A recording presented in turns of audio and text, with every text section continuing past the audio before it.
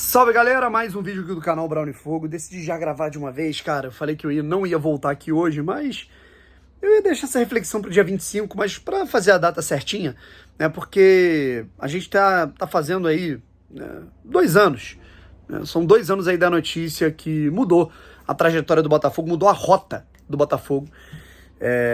Passou voando, né, cara? Muito bizarro. Notícia que foi dada, inclusive, em primeira mão pelo meu amigo Fabiano Bandeira. Ele deu essa notícia em primeira mão da assinatura do contrato, do pré-contrato, né, daquele contrato de estudo, daquele contrato de intenção de venda do John Textor, de compra do John Textor a 90% das ações futebolísticas da SAF do Botafogo. Posteriormente, todo esse estudo, né, virou, né, se converteu em uma assinatura formal e concreta, que aconteceu lá no mês de março, certo? Passo a passo, para quem não lembra, né? No dia 24 de dezembro, o nome do John Textor veio à tona, a gente descobriu, né? A gente já estava ali, entre os dias 15 e 25, a gente já estava ali sabendo que a SAF estava saindo do papel. Opa, tem gente ali querendo comprar o Botafogo, de fato isso está acontecendo, e aí, no dia 24 de dezembro, descobrimos que o nome desse acionista majoritário é John Textor, certo? O acionista da Eagle Holding, né? Fomos atrás de todas as informações a respeito dele. Teve ali os amadores querendo se meter pela última vez, tem uma última cartada para tomar o clube para si. A gente lembra, né, que rolou aquela situação de a SAF é de não sei quantos milhões, de um fundo de não sei da onde, e essa notícia foi plantada, né, e era uma notícia que, tipo assim, era basicamente para fazer com que, peraí, um tá oferecendo 800, o outro tá oferecendo 400, então a desse fundo aqui é a melhor. E esse fundo não tinha nada de concreto, mas eram os amadores que estavam por trás, né? Enfim, a gente lembra de tudo isso. Inclusive, eu me orgulho muito, assim, modéstia à parte, eu me orgulho muito de ter sido um cara que antecipou, eu fui uma das pessoas que, digamos, anteciparam essa tentativa de emboscada, né, no meu canal, através das lives, né, falando, gente, essa proposta não existe, aqui existe essa aqui, né, a outra é uma questão, uma cortina de fumaça muito grande, e ainda bem, né, que as coisas fluíram de uma forma significativa pro bem do Botafogo, sabe, pro bem da competitividade do Botafogo, enfim. E aí, Brown, mas ainda tem coisa para melhorar, isso é óbvio, né, isso não, ninguém é maluco de dizer que não. E aí depois tivemos o estudo, a votação marcada, né, no conselho, né, reunião extraordinária marcada ali para janeiro, para o início de janeiro, a votação, a aprovação com 90%, né, mais de 90% dos votos, e aí depois tivemos todo o estudo, né, a avaliação, a due diligence, e depois a assinatura do contrato lá para o meio do Campeonato Carioca. Aí veio o Luiz Castro, a formação de um elenco às pressas para o Campeonato Brasileiro, a gente lembra de tudo isso, certo? Vamos continuar nessa linha do tempo, então, nesse recorte. A gente teve ali a demissão do Anderson Moreira, foi muito polêmica, né? Foi um misto de uma coisa que já ia acontecer com uma antecipação, porque o Anderson deu uma entrevista desaforada, falando um monte de coisa, tem que ter reforço, porque o técnico ainda sou eu. Aí o John Textor foi lá e o desligou. Depois teve o rompimento de todos os contratos que haviam sido feitos, que tinham sido feitos, melhor dizendo, antes da SAF, né, com a fornecedora de material esportivo, né, com a empresa que antes patrocinava, era a patrocinadora master do Botafogo, para que o Botafogo tivesse ali uma camisa lisa e isso eu acho uma sacada sensacional, né, de você expor ali só a marca Botafogo, só tinha o escudo do Botafogo ali, e a partir dali, aí sim, você ia ter a venda, né, o recálculo, digamos assim, de tudo que valia o Botafogo. Aí tivemos as contratações meio que às pressas, alguns jogadores ali meio hipervalorizados que o Botafogo precisava comprar ali, contratar meio que na pressa para o início do Campeonato Brasileiro. A primeira janela não foi tão suficiente pela falta de tempo. Aí o Botafogo iniciou um primeiro turno de altos e baixos, começou muito bem, depois decaiu, chegou próximo da zona do rebaixamento, aí engatou algumas vitórias seguidas, ficou ali no meio da tabela. A gente lembra, né, da quantidade de lesões que o Botafogo teve, foi ali digamos que foi uma desavença que houve entre a comissão técnica do Luiz Castro e o pessoal de dentro do Botafogo dos processos. A comissão técnica do Castro queria colocar o time para treinar na carga máxima o tempo todo, meio que o DM falando, cara, não dá, porque os jogadores vão se lesionar, os jogadores se lesionavam, né? Enfim, coisas da bola. E no segundo turno a gente teve finalmente a segunda janela, que foi assim, aí sim espetacular, né? O Botafogo contratou jogadores de altíssimo nível por preços irrisórios ou de graça, certo? E aí tivemos um segundo turno muito bom do Botafogo. O Botafogo terminou ali entre os melhores times em desempenho do segundo turno do Campeonato Brasileiro, mas chegou na reta final ali na última rodada, acabou tendo uma derrota ali pro Atlético Paranaense. A gente vai chegar lá, vai tentar ligar alguns pontos. O ano de 2023 foi muito turbulento pra gente, né, rapaziada? A janela de 2023 não foi tão empolgante porque o Botafogo teve problemas de fluxo de caixa, o Botafogo teve que pagar contas, questões trabalhistas que ele não esperava, tanto é que teve que recalcular, refazer todo o acordo trabalhista, e aí por isso não conseguiu contratar direito, fez um campeonato carioca ruim. O clima entre jogadores e o Luiz Castro não estava muito legal no campeonato carioca, tanto é que, porra, cara, eu mesmo, porra, cheguei a achar que, cara, não vejo mais clima, os caras não estão obedecendo mais ao que o cara tá falando, né? E aí depois tivemos o Campeonato Brasileiro, em que o Botafogo começou a engrenar absurdamente, certo?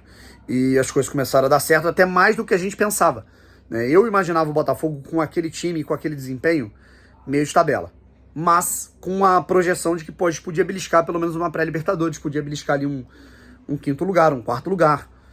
O Botafogo dispara para primeiro lugar e acontece tudo o que aconteceu, né, gente?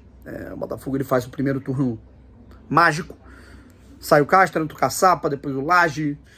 A gente lembra de tudo que aconteceu. Eu não gosto de ficar entrando muito em detalhes, porque o segundo turno, tudo que aconteceu me deprecia muito, né? E eu tô falando sério, é uma situação que me deixa muito triste, né? Porque foi uma queda brutal, em que eu acho que um dos principais problemas, né? Claro que a gente vai falar das soluções, mas um dos principais problemas do clube, desde a chegada do Textor, desencadeou a perda do título do Botafogo. Claro que a principal responsabilidade é dos jogadores do Botafogo. Foram eles que falaram da questão do Laje, entrou o Lúcio Flávio. Eu juro que eu sou um cara que eu não gosto do Lúcio Flávio, mas eu acho que ele é o menor dos culpados, porque ele só virou o técnico do Botafogo porque colocaram ele, né? Porque em nenhum momento ele se disse o mais preparado, né? Então assim, a falta de hierarquia, né, de quem comanda de fato o Botafogo, de quem tá ali no dia a dia, né? O John Textor, óbvio que é o comandante máximo, mas ele não tá no dia a dia do Botafogo. Então quem comanda? Num determinado momento os atletas acabaram comandando até, cara, tipo assim, tiveram mais moral do que o Mazuco, sabe? E eu acho isso muito errado. Mas enfim, você pega esse recorte, dentre erros, acertos, uma janela de meio do ano agora que passou um pouco insuficiente. Eu acho que o Botafogo podia ter investido um pouco mais em experiência para assegurar esse título. Tudo bem que veio o Diego Costa, mas foram muitos jogadores ali. O Botafogo gastou uma grana considerável em atletas para fomentar para o ano seguinte. É claro que o projeto do Botafogo é a longo prazo, mas enfim. Falando em CT ainda não saiu do papel. Eu, sinceramente, acho que a gente já está indo para o terceiro ano, praticamente, de SAF. Acho que o Botafogo tem que dar uma acelerada nisso. É fundamental que o Botafogo tenha a integração entre base e profissional. Eu acho que a base do Botafogo ainda... Eu acho que a base do Botafogo, com os investimentos que são feitos, já podia estar rendendo mais frutos para o clube, em termos de jogadores, atletas que sobem para o profissional, assim como o Flamengo já faz, assim como o Fluminense já faz. Acho que o saldo nesses 2 últimos anos, se você pegar... Pô, cara, a gente viu a notícia aí, cara, que saiu, é inacreditável, né? O Botafogo, ele devia para estacionamento na Lapa, o Botafogo devia capa de piscina, o Botafogo tinha R$ 33 na conta. Então, assim, cara,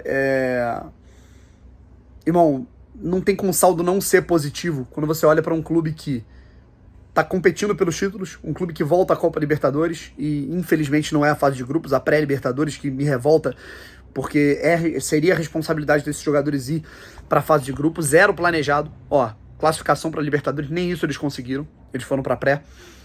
Isso com salário em dia, com uma boa estrutura, tá? Isso que me revolta desses jogadores. A gente pega todo o recorte, cara. O Botafogo volta à competição principal do continente. O Botafogo consegue, né? Embora, tava nas mãos. O Botafogo competiu pelo título brasileiro. E a tendência não é ser igual 2017. Putz, o Botafogo bateu na semifinal da Copa do Brasil, agora sabe-se lá Deus quando. Mesma coisa, quartas de final da Libertadores. Mas o time é limitado, tem salário atrasado. No caso do Botafogo de 2023, cara, a tendência é a competitividade continuar. O Botafogo seguir competindo. Embora não tenha mais clima para alguns jogadores, eu também acho isso. Como é que vai ficar o mental desses caras para atuar em 2024? Eu acho que esse 2023 vai ser até duradouro. Eu tenho para mim que se o Botafogo continuar agindo dentro dos bastidores como se nada tivesse acontecido, que é o que eu acho, eu devo fazer um vídeo inclusive sobre isso, eu acho isso muito perigoso. Mas assim, cara, é inegável que as coisas mudaram. O Botafogo tá com a perspectiva de construir um CT megalomaníaco, gigante. O Botafogo paga os seus salários em dia, o Botafogo paga altos salários. O Botafogo tem uma equipe, cara. Outro dia eu assisti uma reprise de um jogo do Botafogo de 2018. Acho que era Botafogo e América. O Botafogo ganhou esse jogo de 1-0. Com gol contra. Cara, é tenebroso, assim. Assistir aquele Botafogo e a gente ia com toda a empolgação do mundo. A gente acreditou que aquele time tenebroso pudesse ganhar uma Sul-Americana. Então, assim, salário atrasado. O Botafogo treinava no anexo que caía aos pedaços. Então, sabe, o Botafogo, mesmo ainda não tendo CT, o Botafogo tem um espaço com estrutura para treinar. Paga bons salários para os atletas. Contrata atletas de qualidade. Ainda falta, obviamente, para 2024, não tenha dúvida. O Botafogo está ofertando aí 7 milhões de dólares num atleta. Dívidas trabalhistas e cíveis equacionadas. Então, cara, assim, poderia estar melhor já, em termos de organização do departamento de futebol? Sim. Poderia ter sido melhor o ano de 2023, lógico. Né? Não precisava ter sido essa tragédia que foi a reta final. Mas faz um recorte, cara. A gente estava comemorando o dia 24 de dezembro de 2021, quando o John Textor surge à tona, esse nome, a assinatura e tal. A gente estava comemorando que a gente não ia acabar. E agora, a perspectiva é essa. Agora eu tô frustrado, e pra caralho assim ainda, porque eu não fui campeão brasileiro. Sabe? Então, assim, eu ainda tô com o coração muito machucado, eu tô com uma cicatriz ainda muito aberta daquilo que... Assim, eu tô com uma ferida muito aberta, melhor dizendo, de tudo que aconteceu nessa reta final de 2023. Mas se tem um momento que eu posso acreditar que, putz, o Botafogo ainda vai continuar competindo, esse momento é agora. Eu não tenho motivos, inclusive, para acreditar que o Botafogo não venha a competir nos próximos anos. Sabe? Então, é o que eu penso. Claro que esse recorte, né? Eu não tô falando que a temporada de 2023 tem que ser comemorada, inclusive quem fala isso... eu fico muito puto. Tem um amigo meu, não, a gente tem que comemorar porque o Botafogo mudou. Não, tem que comemorar porra nenhuma, foi uma tragédia o que aconteceu na reta final. Mas pega o recorte do que aconteceu em 2021, de 2021 pra cá, meu irmão, não fosse a SAF, eu não consigo nem imaginar o que seria o Campeonato Brasileiro de 2022 pro Botafogo. Enfim, é isso, vida que segue, segundo ano. E eu quero saber a sua opinião de tudo. O que você acha de mais positivo e mais negativo. Valeu, um abraço e fui.